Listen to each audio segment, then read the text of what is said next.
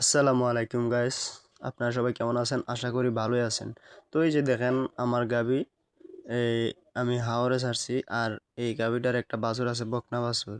ঠিক আছে, তো হাওরে ছাড়ছি, হাওরে ঘাস কম, তাই আমি আজকে যাইতাছি ঘাস কাটা। এই যে বাছুরটা, এই গাবিটা একটা বাছুর দিছে, বকনা বাছুর, ঠিক আছে।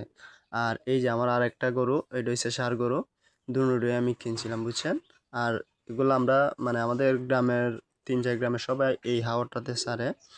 তো এই হাওরের অবস্থা দেখেন, হাওরে ঘাস খুবই কম, ঘাস নাই বলতে চললে। মানে মেশিনের খাটে তো, তাই ডেঙ্গা মেশিনে নষ্ট করে ফেলায়, নাহলে অনেক ডেমি তো। এই যে দেখেন, এখানে কয়েকটা ডেঙ্গা আছে, তাও আবার ডেমি নাই, মরা ধরা। মানে ঘাস কম, এই জন্য মনে করেন যে গরু তো ফেট ভরে না, তাই ঘাস কাটতে হয়। আমরা তো বন নাই, বনও খুব কম। বন কেউ আবার বলে খের, আর কি আমরা বলি বন। তো এই জন্য আমাকে ঘাস কাটতে হয়। এই যে দেখেন, ঘাস কাটার মাঝে কি পরিমাণ জুগায় ধরে একগারে খায়ালায়। এই যে দেন ফুড়াই লাইছে। তো জুগার অবস্থা দেখছি, ঘাস কাটতে গিয়া বিপদেই, জুগার কারণে জুগায় রক্ত খায়ালায়।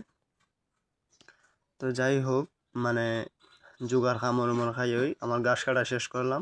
আসলে আমি দুঃখিত, আমার ঘাস কাটা দেখাইতে পারছি না। তো ঘাস কাটা শেষে আমি কি করলাম, বাড়ির উদ্দেশ্যে রওনা দিয়ে দিলাম।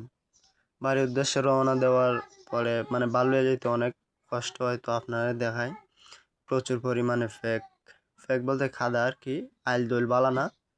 তো এই যে দেখেন, পানি আর কাদা, এই জায়গাটায় অনেক দাবে, দাবে বলতে ট্যাংরা অনেক তলে জায়গা, আর প্রচুর পরিমাণ কষ্ট হয়। এই যে দেখেন কি পরিমাণ দাবের ট্যাং, অনেক জায়গা ফেক ভেঙে যাইতে হয়। কষ্ট হইলেও কোনো সমস্যা নাই, এটা আমার জন্য ইজি ব্যাপার। মানে খামার করতে গেলে তো একটু কষ্ট করন লাগবেই। তো সবাই আমার জন্য দোয়া করবেন, আর আমার পেজটি একটু ফলো করে দেবেন। অবশেষে আমি ভালোই আমাদের খালের পাড়ে উঠলাম, তো এখন আর কোনো কষ্ট নাই। সবাই আমার জন্য দোয়া করবেন, আমি যেন